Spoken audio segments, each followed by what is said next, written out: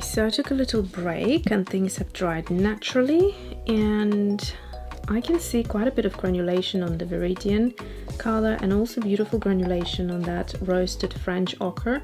I mean, there is something about this name, it just reminds me like of roasted beautiful bread and, you know, that kind of artisan bread. I don't know why, but roasted French ochre. Yeah, beautiful name and also beautiful color, and them together create a beautiful baby as well, which is also quite granulating and gorgeous. And now let's go ahead and swatch out the acrylics.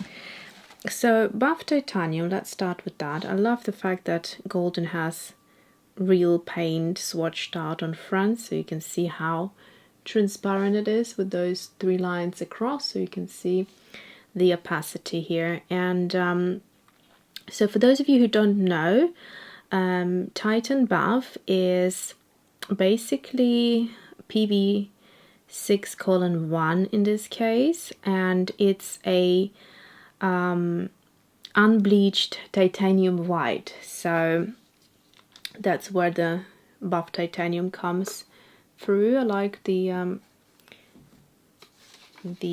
tube. Gorgeous. It looks just as beautiful as it is in watercolor. So let's try and swatch it out. It's getting hotter and hotter as we speak. We reached 32 degrees Celsius, that is, and it is supposed to get to 34, and today is actually no breeze whatsoever, so I don't like this type of a heat. When there is beautiful breeze like the other day, it was just so beautiful and enjoyable. So right, so the next one was the light portrait pink, and then we have burnt sienna, and then finally we have got that iridescent bright gold. I can see that the color palette already looks stunning and I'm quite excited. So I switched to a synthetic brush, which is just craft grade, so it's not going to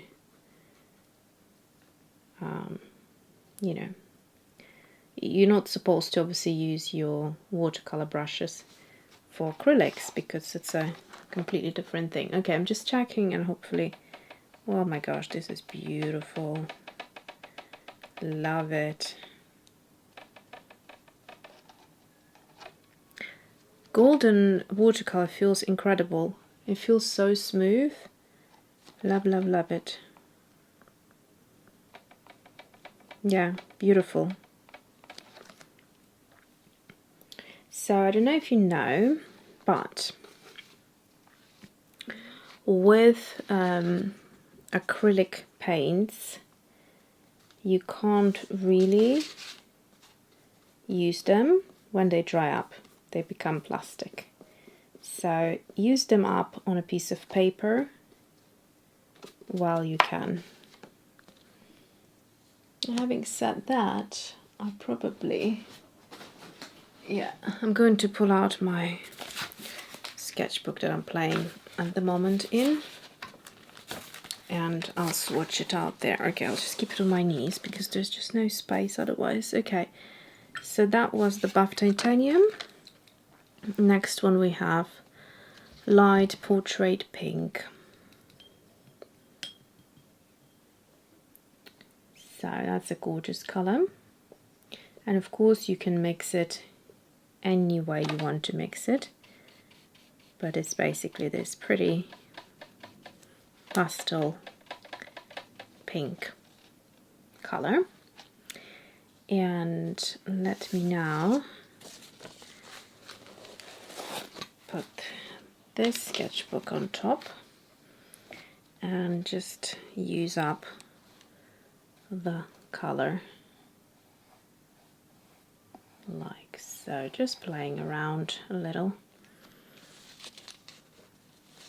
And I'm also going to do a bit of mixing while I have the sketchbook open, but for now I'm going to go into the burnt sienna, which is gorgeous. I can see already. Yes, beautiful color.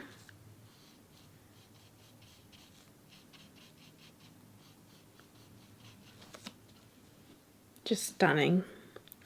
And now let's go ahead and do a bit of mixing. So that's that. Don't know if you can see, let me just put it up here somewhere. So what happens if I add a bit of burnt sienna into that portrait pink? We get a beautiful, almost like a peachy color. That's really pretty. This is a skin flash color, and then let's see if we can intensify it just a little more. Yeah, and we get this beautiful color here. So that was just a touch darker, so if I go into this side, they're just still very similar. Actually, I will also, while I'm here, squeeze out a bit more of that buff titanium.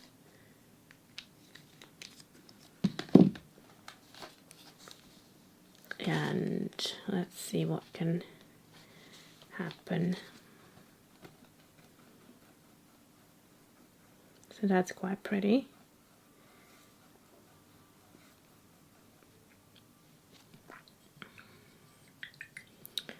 I want to swatch it out on its own,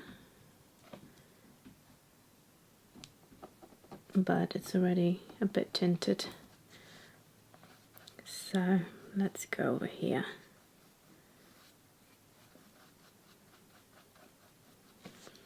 And then I'm going to take some of this buff titanium and mix it into here. And now we get this beautiful color.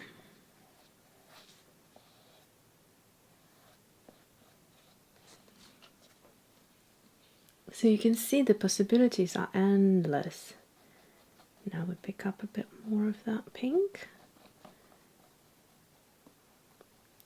And also you can play with transparency a little bit. So here is the paint on its own, but if I add a bit more water, I can thin it out while it's still wet, but you don't really have that much time to do that. And you can see that it becomes a little bit more translucent.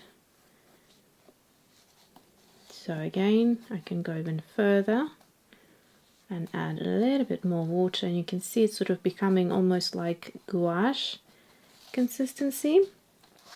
And let's have a look at this now. So you can see it's definitely more transparent.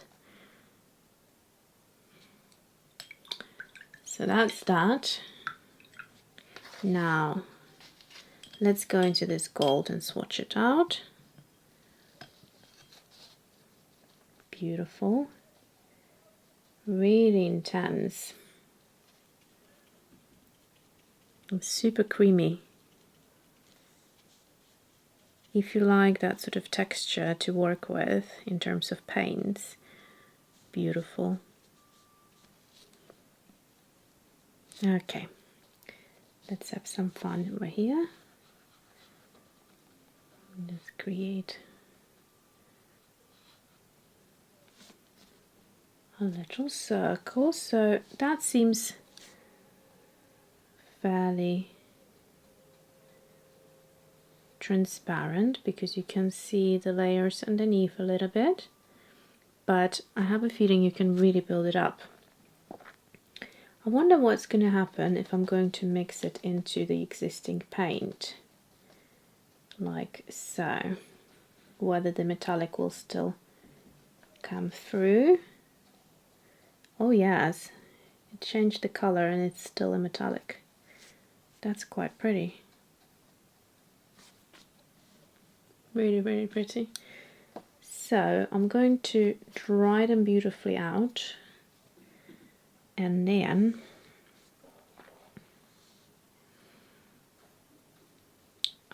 see what happens then.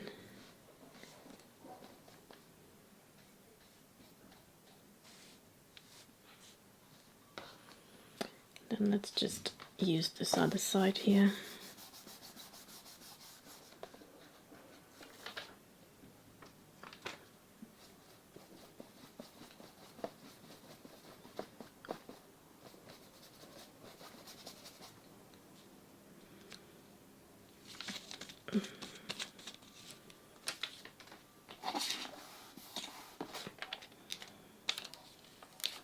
Just playing with a little bit of textures.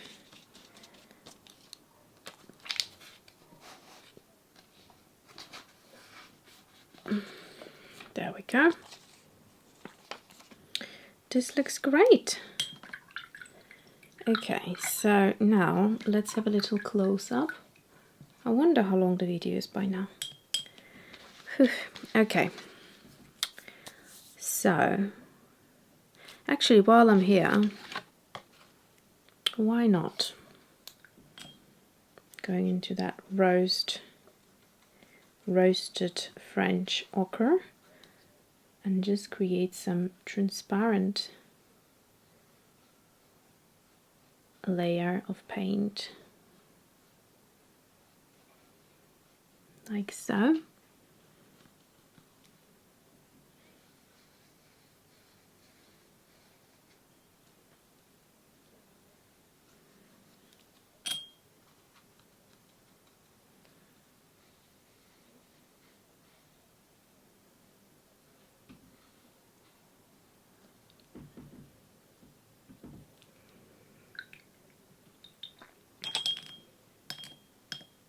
Okay, I will leave it at that.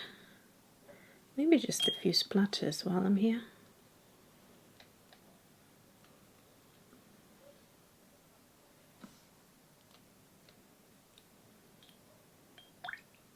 Okay. So that was fun. And yeah, so let's bring it up nice and close for you to see the gold. Actually, I want to see if I can build it up a bit more. So I'm just going to go straight in with a bit of paint because I can see, it says here semi-transparent. As it is, I really like it. But I just want to see if I would have that. Yeah, so it does definitely build up. So if you wanted a more opaque color, you could definitely achieve it with this.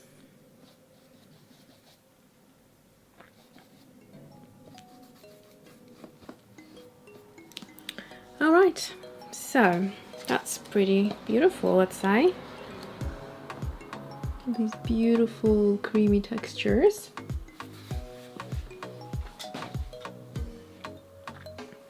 And then let's have a look at all these beautiful swatches here.